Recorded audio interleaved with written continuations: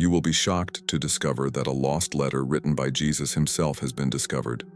A letter so powerful it was once believed to bring healing, hope, and even salvation to an ancient king. The letter Jesus supposedly wrote to King Abgar of Edessa has sparked centuries of mystery. But now, with new discoveries coming to light, this ancient message might finally be revealed. What did Jesus say? Why did he write it? And what does it mean for you today? Prepare yourself, because what's in this letter will change how you think about Jesus forever. Let's dive in. Let's start with King Abgar, a ruler of Edessa, an ancient city located in what we now call modern-day Turkey. King Abgar wasn't just a ruler with wealth and power. He was also a man in immense pain. According to ancient legends, Abgar suffered from a terrible disease that left him weak and disfigured. Imagine that for a moment. Being a king with the world at your fingertips, yet unable to escape the suffering of your own body. No doctor or remedy could bring him relief, and his situation seemed hopeless. Can you imagine how desperate he must have felt? Then one day Abgar hears something extraordinary. Far away in Judea, there's a man named Jesus of Nazareth. But Jesus isn't just any man. He's a miracle worker. Word spreads quickly about the wonders he's performed, giving sight to the blind, healing the sick, calming storms, and even raising people from the dead. People are calling him the Messiah, the one sent by God. For a man like Abgar, who has tried everything and found no cure, hearing about Jesus must have felt like a glimmer of hope in the darkest of times. Abgar doesn't waste any time. He decides to reach out to Jesus in the only way he can, by sending a letter. He calls for messengers to travel the long distance to Judea and deliver his heartfelt plea. In this letter, Abgar writes directly to Jesus, begging him to come to Edessa and heal him. He even goes a step further, offering Jesus refuge in his kingdom. At the time, many religious leaders in Judea were plotting against Jesus, so Abgar promises him safety from his enemies. It's an incredible gesture, an invitation from a king to leave behind danger and find sanctuary in Edessa. But here's where things take an even more fascinating turn. According to ancient accounts, Jesus doesn't just ignore the letter or send a simple reply. Instead, he responds with a letter of his own. This response is believed to be one of the very few, if not the only, written messages attributed directly to Jesus. Imagine being one of those messengers, holding in your hands a letter written by the man people believe is the Son of God. What would it feel like to carry such a message? What would it mean to the king who sent it? This moment, the exchange of letters between King Abgar and Jesus, sets the stage for one of the most intriguing stories in ancient history. It's a tale of faith, hope, and the miraculous power of belief. But that's just scratching the surface. This is the part of the story that has fascinated historians, theologians, and believers for centuries. For generations, this letter wasn't just seen as a piece of history, it was considered sacred, a treasure of immense spiritual power.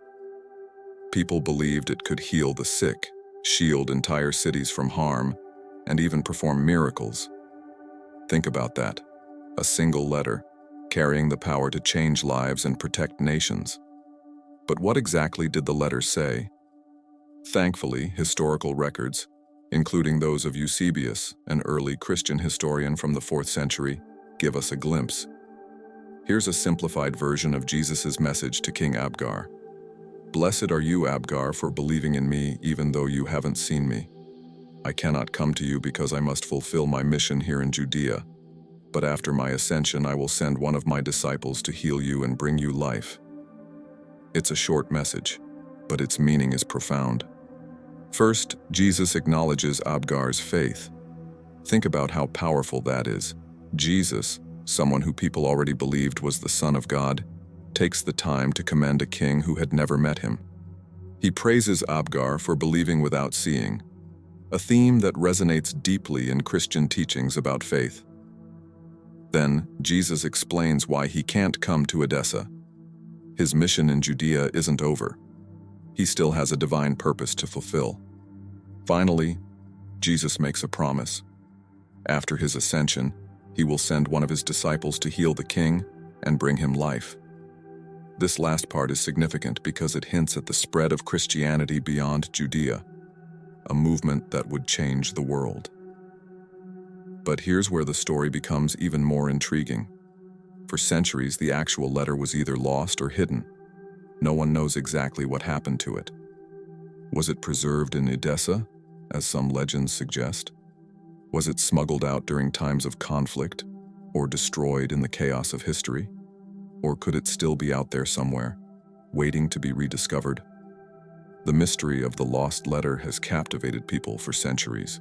If it's real, it would be one of the most important artifacts in religious history.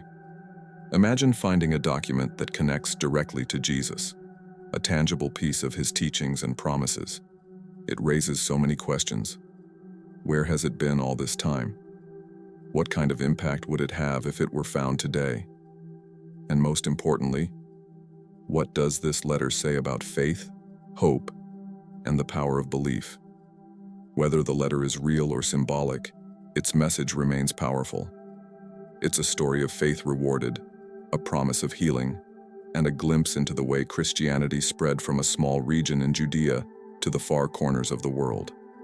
Even without holding the letter in your hands, its meaning has already touched millions of lives. But that is nothing compared to a mysterious discovery. Fast forward to today, and the story of Jesus' letter to King Abgar is far from forgotten. In fact, recent discoveries have reignited excitement about this ancient mystery. Researchers are buzzing with claims that fragments of texts or artifacts referencing the correspondence between Jesus and Abgar may have surfaced. Imagine that for a second. The possibility that this long-lost letter, spoken of for centuries, could actually be real. Could it have been hidden in plain sight all along, just waiting for the right moment in history to come to light? One popular theory is that the letter was carefully preserved in Edessa, the very city King Abgar ruled. Edessa became an important hub for early Christians, a place where sacred texts and relics were often safeguarded. If the letter was as significant as ancient accounts suggest, it's not hard to believe that the early Christian community in Edessa would have gone to great lengths to protect it. The city had a reputation for its devotion to preserving items of religious importance, and the letter could easily have been hidden in a church or secret archive. But history, as we know, is messy. Edessa endured invasions, political upheaval, and even natural disasters. Some believe that during one of these chaotic times, the letter was smuggled out for safekeeping. Perhaps it ended up in a hidden vault somewhere, lost among other treasures, or transported to a distant monastery. Others speculate that it was destroyed in the turmoil, leaving only its story behind. And yet, here's the twist. Recent archaeological discoveries have sparked new hope. Some scholars argue that evidence of the letter's existence may be closer than we think. It's not just about the letter's historical value, it's about what it represents.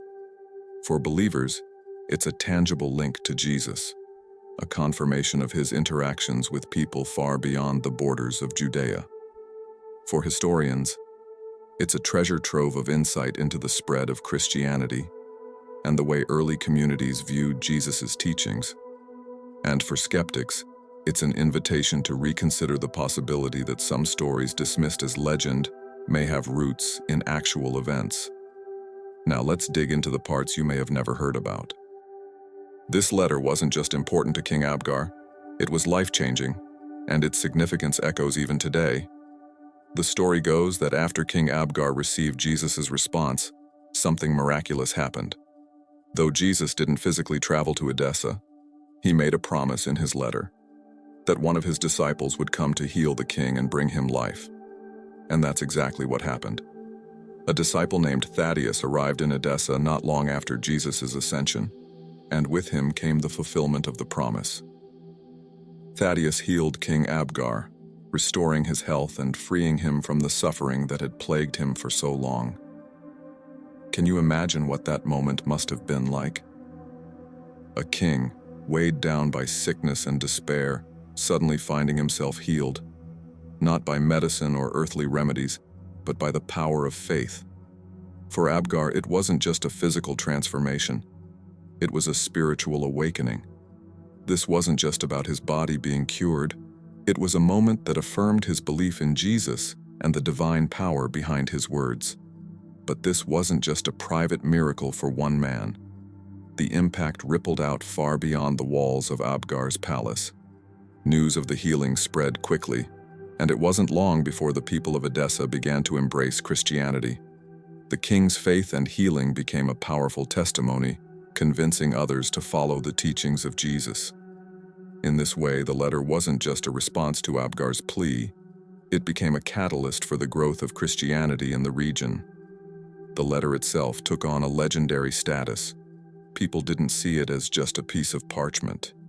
They believed it carried blessings, protection, and even a touch of Jesus' divine presence. It became a symbol of hope for the sick, the suffering, and the faithful. Some even claimed it had the power to perform miracles, protecting cities from invasions or disasters. For those who held it, or even heard its story, the letter was more than words on a page. It was a connection to something greater, something divine. Now, imagine holding that letter in your hands. Think about what it would mean to read the very words of Jesus, written to a desperate king. Words that healed, inspired, and carried the promise of salvation. How would that make you feel? Would it fill you with hope, awe, or even chills? Just the thought of it is enough to make you pause and reflect. But here's where things get interesting. Even if the letter was created by early Christians rather than penned by Jesus himself, its impact is undeniable. The story of King Abgar reaching out to Jesus and receiving a divine response spread far and wide, carrying with it a message of faith, healing, and hope. It became a tool for introducing Christianity to new regions and helped solidify its place as a global religion. Whether the letter was written by Jesus or crafted later, it became a powerful symbol of God's love and the idea that faith can bridge even the greatest distances. For believers, the letter represents something deeply meaningful, a connection between Jesus and people far beyond Judea. It symbolizes how faith isn't confined by borders or circumstances. The very idea that Jesus would acknowledge a foreign king's faith and make a promise to send healing resonates with the Christian belief that God's love is for everyone, not just a select few. So, why should you care about a letter written more than 2,000 years ago? It's easy to think of it as just another story from ancient history, but here's the thing. The story of Jesus and King Abgar isn't just about the past. It's about faith, hope, and the power of belief. And those things, they're just as relevant today as they were back then. Take a moment to imagine King Abgar's situation. He believed in Jesus' power to heal him, even though he had never seen him in person. That kind of faith is extraordinary. Think about how much trust it takes to believe in something you can't see or touch, especially when you're at your most vulnerable. Abgar's faith wasn't based on proof. It was based on hope. He believed in Jesus' ability to change his life, even from miles away. Now ask yourself, what would it mean for you to have that same kind of trust in something bigger than yourself? Faith, as this story shows, isn't just about religion. It's about believing that there's a way forward, even when things seem impossible. It's about trusting that there's a purpose, even when you can't see it. Imagine how that kind of belief could transform the way you face challenges in your life. How would it affect the way you deal with fear, uncertainty, or pain? If King Abgar's story teaches us anything, it's that faith, real, unshakable faith, has the power to move mountains. And then there's hope. The letter, whether real or symbolic, is a reminder of what hope can do. Hope isn't just wishful thinking. It's a force that drives people to keep going when things get tough. For King Abgar, hope came in the form of a letter from Jesus, a promise of healing and restoration. For you, hope might look different. It might be the belief that things will get better, the courage to pursue your dreams, or the strength to face a difficult situation head-on. Whatever form it takes, hope is what keeps us moving forward. The story also shows us the transformative power of belief. King Abgar's faith didn't just change his life, it inspired those around him. His healing became a testimony that encouraged others to believe as well. That's the thing about belief. It's contagious. When you believe in something greater, whether it's a higher power, a purpose, or simply the good in others, you inspire those around you to do the same. At its core, this isn't just a story about a king, a letter, and a miraculous healing. It's a story about what happens when faith and hope come together to create change. And here's the best part. That same power exists in your life right now. The question is, how will you use it? Will you let it inspire you to face your challenges with courage? Will you allow it to transform the way you see your future? The story of King Abgar and Jesus' letter reminds us that faith and hope aren't just ancient ideas. They're tools we can use every day to create lives full of meaning and purpose. This video was outrageous, but this video on the right-hand side is even more insane.